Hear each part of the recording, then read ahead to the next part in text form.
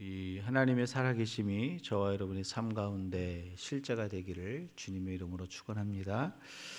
세상에서 성공했다는 말을 듣는 사람들의 특징이 있습니다. 그 사람들은 도전, 혁신, 꿈을 꾸는 것, 이런 공통점을 가지고 있어요. 에디슨이 발명을 할 때, 그리고 라이트 형제가 비행기 발명을 할 때에도 처음에는 계속 실패했어요. 계속 실패했어요. 그런데 실패를 배움의 과정으로 삼고 끊임없이 도전했어요. 많은 사람들이 실패를 결과로 받아들여요. 여러분, 세상에서 성공하는 사람들도 실패를 결과로 받아들이지 않고 도전의 배움의 과정으로 삼는다는 거죠. 스티브 잡스와 같은 사람은요, 끊임없이 혁신하는 일에 도전했어요. 다르게 생각해라. 똑같은 걸 가지고 와도 다르게 생각할 수 있는 방법이 없는가? 계속 새롭게 생각할 수 있는 도전을 계속 직원들과 자기 자신에게 던졌다는 거죠. 마틴 루터 킹 목사님은 백인과 흑인이 함께 아름다운 세상을 살아가기를 꿈꾸며 도전했어요. 이와 같이 세상에서 성공했다고 말하는 사람들의 특징은 끊임없는 도전과 혁신, 그리고 다른 사람들에게 그 유익을 나누어주는 그것을 꿈꾸는 모습이었어요. 이게 성공하는 사람들의 공통점이에요. 이렇게 성공하는 사람들의 특징이 있는 것처럼 신앙생활에서도 승리하는 사람들의 특징이 있어요. 여러분, 이게 단어를 잘 유의해서 들어보세요. 세상 사람은요, 성공을 향해 달려가는 사람들이에요. 근데 성도는 성공이 아니라 승리예요. 승리. 성공을 향해 달려가면 세상 사람들의 방법을 추구할 수밖에 없고, 승리를 향해서 달려가면, 하나님이 주시는 승리를 향해서 달려가면 세상 사람들의 방법을 취할 수가 없어요. 그래서 신앙에 있어서 승리를 추구하는 사람들, 승리를 경험하는 사람들은 삶의 특징이 있어요. 오늘 특별히 다윗과 골리앗의 전쟁을 통해서 하나님이 주시는 승리와 구원을 누리는 사람들의 삶의 특징은 무엇이 있을까? 오늘 나눠보겠습니다. 먼저 하나님의 구원과 승리를 경험하는 사람들의 삶의 첫 번째 특징이에요. 28절에서 30절 말씀입니다. 같이 읽습니다. 큰형 엘리압이 다윗이 사람에게 하는 말을 들은지라. 그가 다윗에게 노를 바라여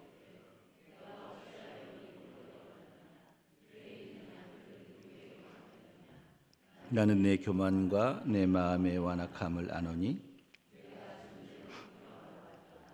다윗이 이르되 내가 무엇을 하였나이까 어찌 이유가 없으리까 하고 돌아서서 다른 사람을 향하여 전과 같이 말하매. 여러분, 사실 다윗은요, 골리앗과 싸우기 위해서 전쟁터에 온 게 아니었어요. 골리앗에게 별 관심이 없었어요. 전쟁하러 온 게 아니에요. 다윗은 떡과 포도주를 형들과 천부장에게 주라는 아버지 심부름 때문에 전쟁터에 온 거예요. 근데 와서 보니까 골리앗이 하나님의 이름과 하나님의 군대인 이스라엘을 욕하는 거예요. 모욕하는 거예요. 그런데 아무도 반응이 없어요. 하나님의 거룩하신 이름이 모욕을 당하는데 아무런 관심. 하나님의 군대라고 세상에 나갔는데, 하나님의 성도라고 세상에 나갔는데, 예수 믿는다라고 고백하면서 세상에 나갔는데 하나님의 이름이 욕을 당하는데도 거기에 관심이 없어요. 아무 반응이 없는 거죠. 거룩한 분노가 생긴 거예요, 다윗 안에. 다윗이 골리앗과 싸울 마음을 먹습니다. 그리고 옆에 있는 군인에게 물어봐요. 골리앗을 죽이면 사울 왕이 그 사람에게 어떤 대우를 해주겠다라고 말하느냐라고 물어요. 근데 이 모습을 누가 봤냐면 큰형 엘리압이 본 거예요. 다윗의 큰형 엘리압이 보고서 얘기를 하는 거예요. 네가 양의 들판에 양 몇 마리를 냅두고 네가 어찌하여 전쟁터에 왔느냐? 네가 놀러 왔지? 이미 형 엘리압의 형 마음이 불편해진 거예요. 왜 그러냐면 얼마 전에 사무엘이 자기 보는 앞에서 기름을 부었거든요. 마음이 상하고 자존심이 상한 거죠. 그래서 오늘 말씀에 보니까 노를 발하여 다윗에게 쏟아 부었다고 얘기를 하고 있습니다. 다윗이 골리앗과 싸우기 전에 삶의 현장에서 함께 살을 부대끼며 사는 형제, 함께 이불을 덮고 지내는 부부, 이 전쟁에 나가기 전에 작은 전쟁을 지금 다윗은 막닥뜨리고 있는 거예요. 살을 부대끼며 함께 사는 형, 큰형이 봤을 때 저 막내 동생 얼마나 귀여웠을까요? 그렇잖아요. 귀여운데 귀여운 게 아니에요. 지금 막 저주를 퍼붓고 네가 놀러 왔다, 교만하다 막 얘기를 하는 거예요. 여러분, 사단은요, 하나님이 주시는 승리를 누리지 못하도록 삶의 현장에서 일어나는 작은 싸움을 통해 먼저 시비를 걸어옵니다. 여러분, 어느 날 갑자기 하나님이 주시는 승리를 경험하는 게 아니에요. 어느 날 갑자기 막 영광스러운 하나님의 승리가 내 삶 가운데 짠하고 나타나는 게 아니에요. 끊임없이 하나님이 주시는 승리와 구원을 경험하기 전에 사단은 항상 내 살을 부비고 사는 사람, 함께 이불을 덮고 사는 그 부부, 이 사람들 통해서 먼저 작은 전쟁을 일으켜요. 왜요? 하나님이 주시는 승리를 향해서 나가지 못하도록 하기 위해서. 그래서 우리는요, 하나님이 주시는 승리와 구원의 삶을 누리기 위해서는 작은 전쟁에서 먼저 승리할 필요가 있어요. 여러분, 제가 부목사 시절에 목회하던 곳이 다 큰 교회였어요. 그래서 예배당으로 들어오는 로비가 커요. 저 끝에서부터 막 성도가 들어오는 거예요. 그러면 부교육자들은 성도님 들어오면 이렇게 인사를 드리잖아요. 인사로 맞이를 하잖아요. 그러면 그 예배 드리러 오시는 그 부부가 차에서 싸웠는지 안 싸웠는지 저 로비에서 들어올 때 얼굴에 다 쓰여 있어요. 평상시 특징이 있는데 어떠냐면 평상시보다 거리가 떨어져요. 그리고 여자가 됐든 남자가 됐든 둘 중에 한 사람은 눈과 얼굴이 15도 각도로 딱 올라가요. 그리고 눈을 안 마주쳐요. 그리고 입술이 다 굳어 있어요. 그리고 얼굴에 딱 이름표를 하나 붙입니다. 싸웠음. 그래서 그냥 티가 나요. 안 싸운 사람들은요, 조곤조곤 얘기했거나 입꼬리가 달라요. 근데 이미 딱 다른 데를 쳐다보고 인사하기도 싫다라는 거죠. 이분들은요, 사실 돌아가지 않은 것도 감사하긴 해요. 막 싸워서 돌아가는 분도 계시는데 그래도 오시는 건 감사한데, 이분들은 예배 전에 작은 전투에 매우 시달리고 온 거죠. 시달리고 오는 거예요. 여러분, 이렇게 삶의 현장에서 엘리압이 일으키는 작은 전쟁들이 있어요. 내 삶에 엘리압이 있어요. 삶의 현장에서 엘리압이 일으키는 작은 전쟁에서 다윗은 어떻게 합니까? 이렇게 얘기를 해요. 형님, 어찌 내가 까닭없이 왔겠습니까? 아버지 심부름 때문에 왔다는 거죠. 형에게 사실관계만 말하고 형에게서 돌이켜요. 돌이켜서 자기가 싸워야 될 대상인 골리앗에 대해서 계속 군인에게 묻습니다. 싸움의 대상이 아닌 엘리압에게는 반응하지 않고 싸움의 대상인 골리앗을 향해 올바른 반응을 하고 있다는 거예요. 뭘 얘기하는 거죠? 삶의 현장에서 일어나는 작은 전투에서 승리하는 사람들은요, 싸움의 대상을 안다는 거예요. 저 사람이 날 괴롭혀도 저 사람은 나의 싸움의 대상이 아니에요. 싸움의 대상이 아닌 엘리압에 반응하지 않고 싸움의 대상인 골리앗에게 반응하는 방향성을 가졌어요. 이게 작은 전투에서 승리하는 사람들의 모습이에요. 그런데 엘리압을 보세요. 지난 16장에서 잘생겼다 그랬잖아요. 사람들이 이목을 끌 만큼, 특히 사무엘의 마음을 혼란시킬 만큼 잘생겼잖아요. 사람들이 부러워할 만한 외모를 가졌어요. 그런데 골리앗이 하나님과 이스라엘 군대를 모욕하는 동안 단 한마디도 반응하지 않습니다. 하나님의 군대가 모욕당하고 하나님이 모욕당하는데 절대 반응하지 않아요. 거기서 단 한마디도 반응하지 않다가 자기의 형제, 자기의 막내 동생, 얼마나 귀여워요. 그 막내 동생한테 온갖 노를 다 바랍니다. 정작 반응하고 싸워야 할 적군에게는 반응하지 않고 한마디도 말 못하고 아군하고 싸우고 있는 거예요. 작은 전쟁에 넘어진 거죠. 여러분, 하나님이 주시는 승리와 구원을 경험하는 사람들은요, 작은 전투가 벌어질 때 사람에게 반응하잖아요. 하나님이 주시는 승리를 경험하는 사람들은 작은 전투가 벌어졌을 때 사람에게 반응하지 않습니다. 싸움의 대상을 분별하는 영적인 안목을 가져요. 몇 가지가 있어요. 그리고 기도로 싸워야 할 대상을 향해 나아가는 이 세 가지. 작은 전투에서 승리하는 사람은 이 세 가지를 기억하셔야 돼요. 사람에게 반응하지 않고 싸워야 할 대상을 분별하는 영적인 안목이 있어요.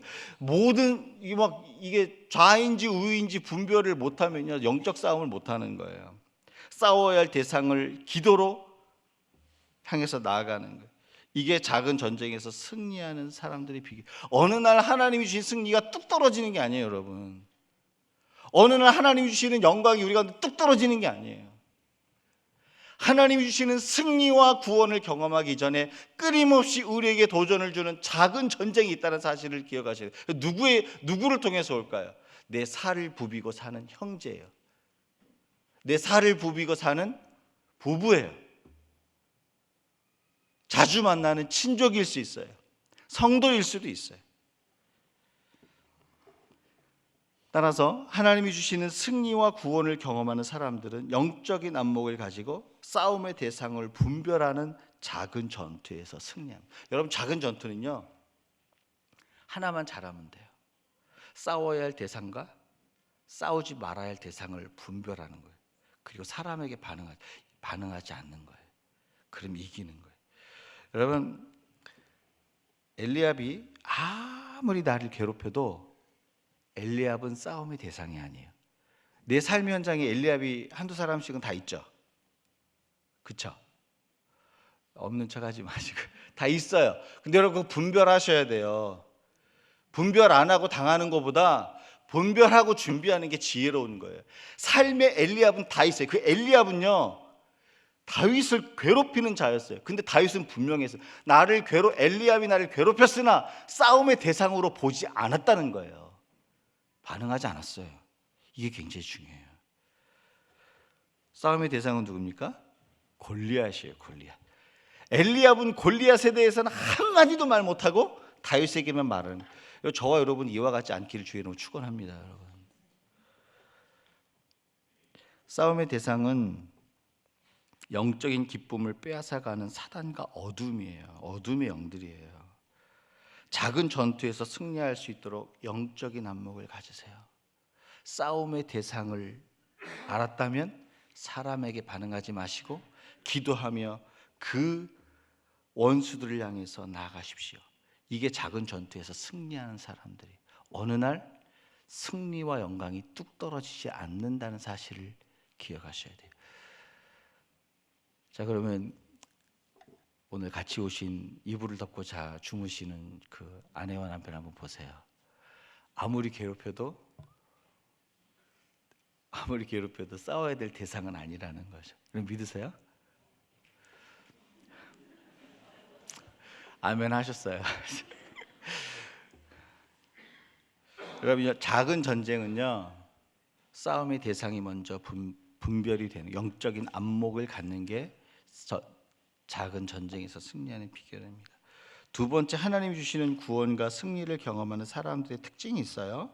37절에서부터 40절 말씀이에요. 같이 함께 읽습니다. 여호와께서 나를 사자의 발톱과 곰의 발톱에서 건져내셨은즉 나를 이 블레셋 사람의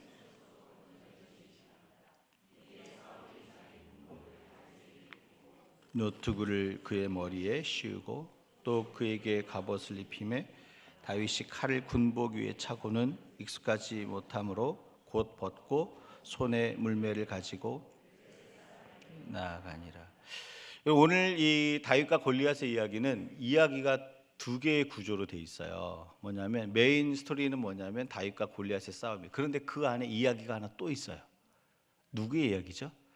다윗과 골리앗 싸움 이전에 다윗이 양을 지킬 때에 곰과 사자와 싸웠던 이야기 하나가 그 안에 또 들어가 있어요. 근데 다윗이 곰과 사자와 싸울 때 그 하나님께서 다윗과 곰의 발톱에서 그 다윗을 건져냈다는 그 이야기를 통해서 우리가 한 가지 알 수 있는 사실이 있어요. 뭐냐면 다윗이 골리앗과 전쟁을 할 수 있었던 이유예요. 그것은 무엇이냐면 하나님께서 다윗을 사자와 곰의 발톱에서 건져내신 구원의 경험이에요. 하나님의 구원의 경험을 경험했기 때문에 골리앗을 향해 내가 나아갈 수 있다라고 얘기하는 거예요. 그러니까 구원의 경험을 이미 다윗은 경험했어요. 그 하나님의 구원을 경험한 그 다윗이 그 다음에 어떤 삶의 특징을 갖는지 오늘 말씀에서 보여주는 거예요. 어떤 특징이 있냐면 사울 왕이 자신의 군복과 투구와 갑옷을 다윗에게 입혀줍니다. 그리고 이것을 입어보고 시험 삼아 걸어봐요. 그런데 오늘 성경은 뭐라고 얘기했냐면 익숙하지 않았다 그래요. 맞지 않은 거예요. 여러분, 이게 영성이에요. 세상이 아무리 좋은 것을 내게 주고 세상 사람들이 아무리 좋다고 말하는 것들을 내 앞에 있을지라도 그것이 내게 익숙하지 않다면, 내게 맞지 않는 옷이라면 벗을 수 있는 것이 영성이에요. 영성이라 그래가지고 뭐 신비한 걸 보고 이런 게 영성이 아니에요, 여러분. 우리는 영성이라 그러면 뭔가를 보고 듣는 데 집중을 해요. 영성이 뭐냐면 오늘의 삶의 현장 가운데서 하나님을 인식하는 게 영성이에요. 눈에 보이지 않는 하나님을 내 삶의 현장에서 만나고 인식하는 게 영성이에요. 근데 좋은 게 왔어요. 세상 사람들이 부러워할 만한 것이 내 손에 쥐어질 수 있어요. 근데 다행히도 그게 내게 맞는 옷이라면, 내게 적합한 옷이라면 상관이 없지만 그것이 맞지 않는 옷이라면 그것을 벗어 던질 수 있어야 돼요.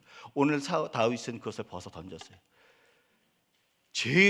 이스라엘 중에서 제일 좋은 갑옷, 이스라엘 중에서 제일 좋은 칼, 제일 좋은 투구를 벗어 던졌어요. 왜요? 내게 적합하지 않은 옷이라고 생각하라는 거예요.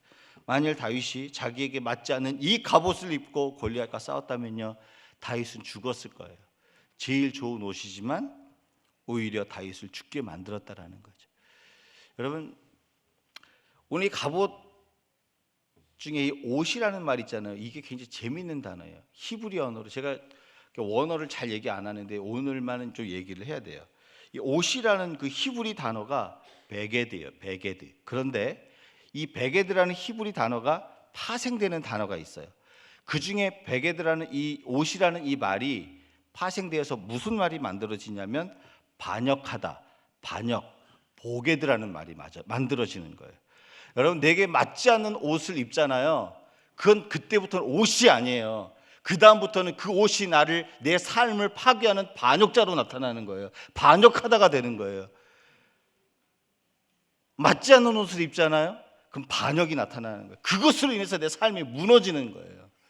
영성이 뭡니까? 세상이 좋다라고 해서 세상 사람들이 다 추구한다 그래서 다 잡을 게 아니에요. 이것이 내게 맞는지, 내게 적합한지를 분별해야 돼요. 분별하고 그것을 벗을 수 있는 것, 그게 영성이에요. 여러분, 하나님의 백성이 세상의 방법대로 물질을 벌고 사업을 하고 친구를 만나고 삶을 살아가면 나중에 그것이 내 삶을 무너뜨려요. 그것을 통해서 세상 사람들이 부러워할 만한 것을 얻고 그것을 옷 입었다 할지라도 그 옷이 오히려 나를 반역하게 만들어 내 삶을 무너뜨리게 만든다는 거예요. 이것을 벗어버리는 게 영성이에요. 여러분, 하나님이 주시는 승리를 경험하는 사람이 그냥 어느 날 승리가 오는 게 아니에요. 맞지 않는 옷을 벗을 수 있는 영성, 맞지 않는 것을 깨달아 알 수 있는 그것, 이게 없이는 승리를 향해 나가기 어렵습니다. 사랑하는 여러분, 사울이 주는 군복을 벗을 수 있길 주의 이름으로 축원합니다. 벗어야 돼요. 좋아도 벗어야 돼. 그게 내가 승리할 수 있는 비결이에요. 근데 다윗은요, 그가 붙들어야 될 무기가 뭔지 알았어요. 갑옷을 벗어버리고 어디로 내려가냐면 시내로 내려가. 시내가로 내려가서 뭘 주워요? 물맷돌 5개를 주워요. 여러분, 이 물맷돌은 어떤 돌이죠? 다윗이 양을 지킬 때 사자와 곰 같은 맹수가 오면, 여러분 한번 생각해 보세요.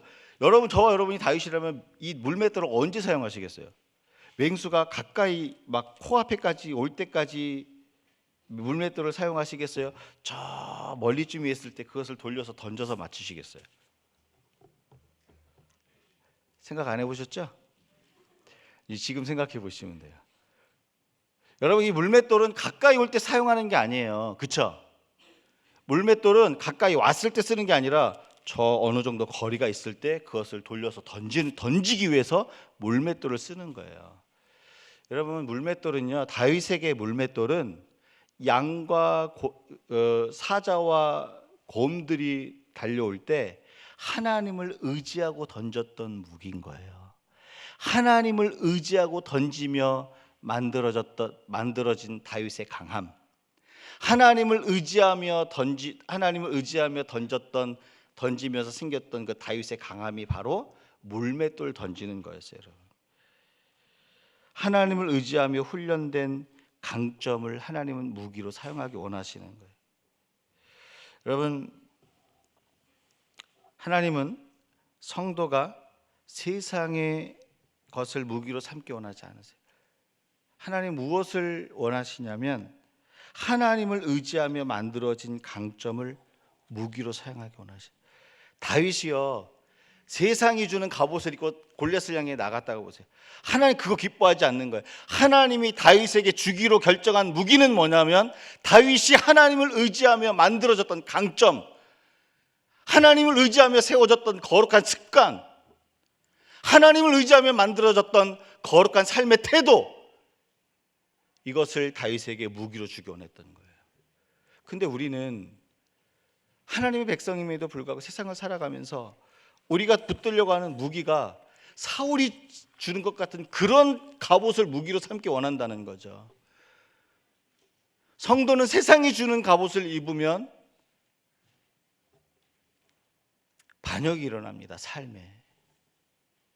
성도가 삼아야 될 무기는 뭐냐면 하나님을 의지하며 던졌던 물맷돌, 하나님을 의지하며 익숙해진 강점, 하나님을 의지하며 만들어진 삶의 거룩한 태도와 습관, 그런 도구, 이게 무기가 되어야 되는 거예요. 오늘 물맷돌은 그와 같은 거예요. 사랑하는 여러분, 저와 여러분이 들고 세상을 향해 던질 수 있는 물맷돌은 무엇입니까? 돈이 아니길 주의 이름으로 축원합니다. 돈은 세상 사람도 많아요. 예수 믿지 않는 사람도 많아요. 세상의 지식이 필요 없다라는 게 아니라 세상의 지식이 내 무기가 안 되길 주의 이름으로 축원합니다. 세상의 지식은 예수 안 믿는 사람도 많아요. 물질도 필요하고 지식도 필요하지만 그건 무기가 될 수는 없어요. 하나님을 의지하며 던졌던 물맷돌, 나의 하나님 때문에 강함이 된 그것이 나의 무기라는 거죠. 여러분, 가나안 혼인잔치 때 뭐가 떨어졌죠? 포도주가 떨어졌어요. 포도주가 떨어졌을 때 예수님이 돈 많은 사람과 능력 있는 사람에게 그 문제를 해결하라고 얘기하지 않으셨어요. 예수님 뭐라 그랬냐면 종들을 불러다가 항아리에 큰 여섯 항아리에 물을 채우라고 말씀하셨고 그것을 손님에게 갖다 주라고 말씀하셨어요. 그 주님의 말씀을 듣고 순종하는 손길, 의지하고 순종하는 손길을 무기로 사용하셨어요. 여러분, 이거를 우리가 잘 묵상할 필요가 있어요. 저와 여러분이 종이라면 지금 손님들이 와서 씻을 시간은 아니고 다 지나갔고 지금 항아리에 물 채울 일도 없는데 물을 채우라 그러면 여러분 이해가 되겠습니까? 제가 종이라면 이해가 안 됐어요. 아니, 이제 손님들 다 와서 씻을 물 이제 필요 없는데 왜 항아리에다 물을 채우라 그러는 거야? 처음에 이해가 안 됐을 거예요. 여러분, 하나님을 의지하면서 순종하는 어떤 모습, 하나님을 의지하며 따라가는 모습은 이해가 돼서 하는 게 아니에요. 성경을 읽어보세요. 이해가 돼서 했던 사람이 몇 명이나 한번 찾아보세요. 하나님의 말씀과 명령이 이해가 돼서 따라간 사람이 몇 명이 있는지. 여섯 항아리에 물을 채우라 그랬을 때 이해가 됐었을까요? 제가 종이었으면 이해가 안 됐을 것 같아요. 그런데 이해가 안 됐는데 여섯 항아리에 물을 채웁니다. 근데 여섯 항아리에 물을 순종하며 물을 채울 때 나타나는 한 가지 현상이 있어요. 그건 뭐냐면 그 물이 채워짐과 동시에 내 마음에도 하나님의 말씀이 채워지기 시작해요. 그러면서 주님을 의지하며 물을 붓는 그 과정을 통해서 하나님께 순종하는 강점이 생기는 거예요. 하나님께 헌신하는 강점이 생기는 거예요. 하나님을 의지하며 순종하며 나갔더니 하나님이 원하신 어떤 성품과 모습이 내 삶 가운데 강점으로 만들어지는 거예요. 예수님은 그것을 무기로 삼은 거예요. 이 종들이 예수님 처음에 이해가 안 됐는데 6항아리 물을 부었어요. 거기까지는 갔어요. 더 힘든 게 뭔지 아세요, 여러분? 항아리 6개에다 물을 채우는 것보다 더 힘든 것은 그 물을 포도주 잔에 부으라는 거예요. 이건 도저히 힘든 거예요, 여러분. 항아리에다 물을 붓는다는 거는 어떻게 하겠어요? 근데 어떻게 포도주 잔에다 물을 부을 수 있겠어요? 여러분, 이것은요, 이 하인들이 말씀을 따라서 6항아리에 부으면서 그분을 향한 그 태도와 그 가치의 강점이 생긴 거예요. 하나님이 책임질 것을 믿고 갖다 부은 거예요. 여러분, 이것을 무기로 삼는다는 거예요. 예수님은, 하나님은. 저와 여러분의 하나님을 의지하며 던진 물맷돌은 뭡니까? 하나님을 의지하며 생긴 강점은 무엇입니까? 이것이 다윗의 무기였어요. 하나님이 주시는 승리를 경험하는 사람은요, 하나님을 의지하여 던졌던 그 물맷돌을 무기로 삼는다는 것. 따라서 하나님의 승리와 구원을 경험하는 사람들은 하나님을 의지하며 만들어진 강점을 무기로 삼는 거예요. 하나님 저와 여러분 가운데 오늘 질문을 한 가지 하세요. 뭐냐면, 하나님을 의지하며 던질 수 있는 물맷돌은 무엇인가? 여러분, 그 물맷돌이 다윗이 던지는 물맷돌이 아니에요, 여러분. 다윗이 던졌던 그 물맷돌은 오늘 저와 여러분이 동일하게 던져야 돼요. 이 물맷돌은 다윗에게는 진짜 돌이었지만 그 의미는 다른 거예요. 하나님을 의지하며 만들어졌던 강점, 그것을 볼 수 있는 눈이 하나님이 주시는 승리를 향해 달려갈 수 있는 사람들이에요. 여러분 믿으세요? 아무리 연약해도요, 아무리 부족해도 하나님을 의지하며 만들어진 강점이 있어요. 요셉을 보세요. 요셉은요, 노예로 팔렸지만 하나님을 꿈꾸며 기다린 것이 요셉의 강점이었어요. 요셉의 무기였어요. 여러분 베델 아시죠? 야곱 아시죠? 야곱의 강점이 뭡니까? 야곱은요, 하나님에게 이길 때까지 기도하는 것이 야곱의 강점이었어요. 하나님을 의지하며 물맷돌을 던질 수 있는 저와 여러분이 될 수 있길 주의 이름으로 축원합니다. 마지막으로 하나님의 승리와 구원을 경험하는 사람들의 특징이 뭘까?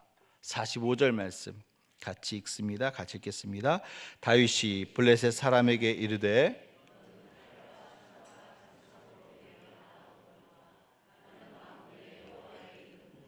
내가 모욕하는 이스라엘 군대의 하나님의 이름으로 내게.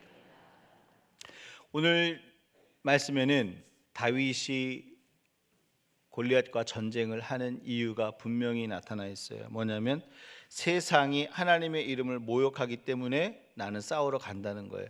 다윗이 싸우는 이유는 자기의 성공도, 자기의 소유도, 자기의 명예 때문도 아니에요. 우리가 이 땅에 열심히 사는 이유는 무엇입니까? 나의 소유와 성공과 명예 때문이 아니기를 축원합니다, 여러분. 다윗이 싸웠던 한 가지 이유는 하나님의 명예와 이름 때문이었어요. 하나님의 명예와 이름. 여러분, 이렇게 하나님의 이름 때문에 골리앗을 향해 나가면서 물맷돌을 던졌죠. 그런데 이 물맷돌을 던지는 이 과정을 통해서 골리앗이 죽는 이 또 그 상황을 통해서 한 가지 알 수 있는 사실은 뭐냐면, 싸우는 것은 다윗이 싸우지만 실제로는 다윗이 싸우는 게 아니라 하나님이 싸우고 있다는 사실을 알 수 있어요. 이 싸움의 과정을 보면. 오늘 읽지 않았지만 앞부분에는 골리앗의 무장 상태를 이렇게 얘기를 해요. 여러분, 골리앗은 뭐 좀 다를 수는 있는데 대체적으로 3m 가량 되는 사람이에요. 엄청나게 크죠. 그리고 골리앗은 60kg이나 되는 갑옷을 옷에 걸쳤어요. 몸에 걸쳤어요. 그리고 투구를 썼어요. 그러니까 이 물맷돌을 가진 다윗이 공격할 수 있는 곳은 어디예요? 안면밖에 없는데, 그 안면도 사실 뭐 사람이 피하기 쉽잖아요. 얼굴로 날라오는 거는. 그 안면과 이마잖아요. 이마, 급소 이마. 요거밖에 없는데, 더 중요한 게 한 가지 사실이 있어요. 성경을 읽어보면 골리앗 앞에는 방패 든 사람이 한 사람 있어요. 방패 든 사람. 그러니까 골리앗을 1차적으로 막아주는 방패 든 사람이 있어요. 아무리 다윗이 그 물맷돌을 잘 던져도 큰 방패를 그 든 사람이 막아버리면 끝인 거예요. 그걸 피해야 돼요. 그리고 그거를 잘 피했다 그래도 골리앗은 가만히 있습니까? 그 방패 넘어 그 물맷돌이 날라오면 골리앗도 뭔가 방어를 해야 될 거 아니에요. 방어를. 가만히 있다가 맞아 죽진 않을 거 아니에요. 이거를 뚫어야 되는 거예요. 여러분 생각을 해보세요. 이 물맷돌이 뭔데 그게 가능하겠어요. 근데 여러분, 다윗이 던진 물맷돌에는요, 물맷돌이 그 방패를 뚫고 지나가요. 맞았다라는 게 아니라 방패를 지나가요. 뭐 커브를 던졌는지 어떻게 던졌는지 잘 모르겠어요. 방패를 피해요. 내비게이션이 달린 거죠. 그리고 딱 하나 남아있는 얼굴, 그 얼굴 중에 여기 급소, 여기 가다 맞은 거죠. 골리앗은 쓰러져요. 여러분, 이 장면을 보면서 하나님이 하셨구나, 아니 그냥 다윗이 이겼구나, 만화 같네. 예수 안 믿는 사람 다 알죠. 이 정도로 끝납니까, 여러분? 여러분, 이 무장 상태를요 자세히 오늘 성경이 설명해서 골리앗이 어떤 무장 상태로 나왔는지. 그때 다윗이 이겼어요. 뭘 얘기하는 줄 아세요? 이 싸움 안에는 하나님께서 다윗을 대신해서 싸우는 싸움이었다. 하나님이 다윗을 위해서 싸우셨다는 사실이 이 안에는 담겨져 있는 거예요. 하나님이 우리를 위해서 싸우지 않으면 하나님이 주시는 승리는 우리 가운데 오지 않는 거예요. 하나님의 승리와 구원을 경험하는 사람들에게 있어서 가장 중요한 특징은 뭐냐면 하나님이 우리를 위해서 싸우신다는 거예요. 이게 삶의 현장 가운데 있어야 되는 거예요. 그래야 하나님이 승리를. 사랑하는 여러분, 예수를 믿는 것은 뜬구름 잡는 얘기가 아니에요. 신앙생활을 한다는 것은 그냥 성경 읽고 종교 생활하는 게 아니에요. 삶의 현장에서 나를 위해서 싸우시는 하나님을 실제로 경험하는 게 신앙생활이에요. 내 죄를 씻어주시는 그 감격과 영광을 누리는, 삶의 현장에서 누리는 것이 신앙생활이에요. 저는 저와 여러분이 종교인이 되지 않기를 주의 이름으로 축원합니다.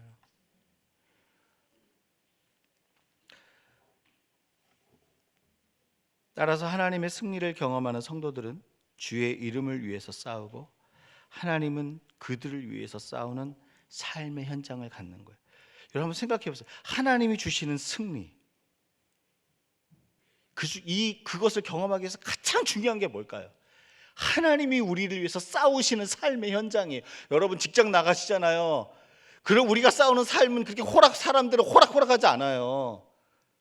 세상 사람들은요, 우리가 할 수 없는 방법을 가져요. 뭐요? 부정, 부패, 사람 가진 실수와 모략들, 이런 걸 무기를 갖고 싸우잖아요. 세상의 방법으로 싸우죠. 우리는 그거 할 수 없잖아요.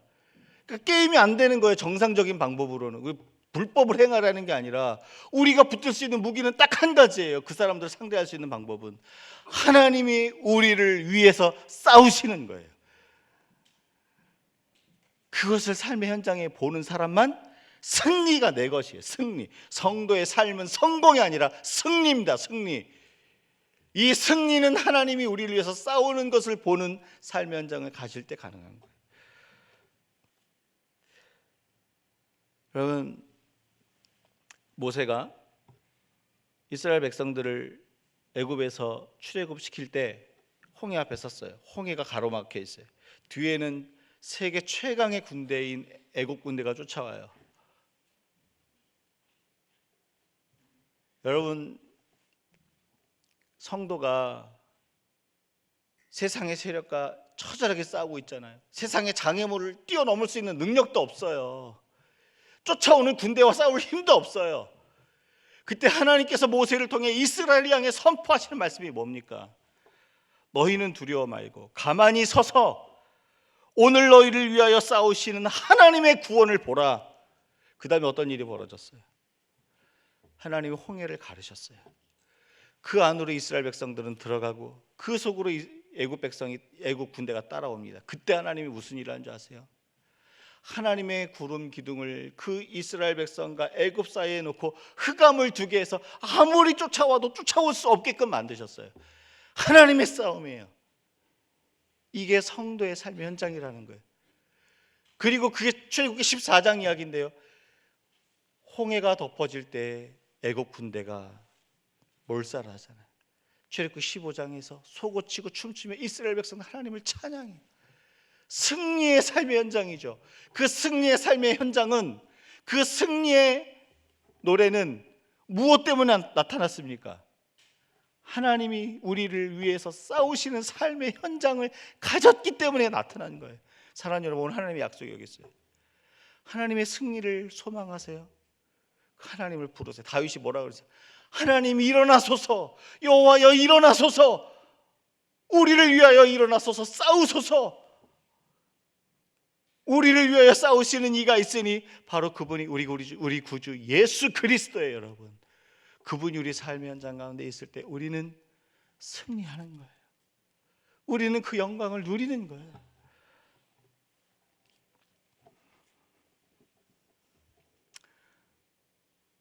사랑하는 여러분, 오늘 혹시 이 자리에 하나님이 길을 여시고 승리를 주시고 그 영광을 경험하기를 소망하는 분들이 계십니까? 그렇다면 하나님의 말씀을 들으십시오. 작은 전투에서 먼저 승리하세요. 싸움의 대상을 알 수 있는 영적 안목을 가지세요. 하나님의 부탁입니다. 두 번째는 뭐였습니까? 하나님을 의지하며 만들어진 거룩한 습관들, 도구들을 무기 삼으세요. 세상 사람들이 좋다라고 주는 것을 무기로 삼으면 반역이 일어나요. 그것으로 인해서 내 삶에 반역이 일어나요.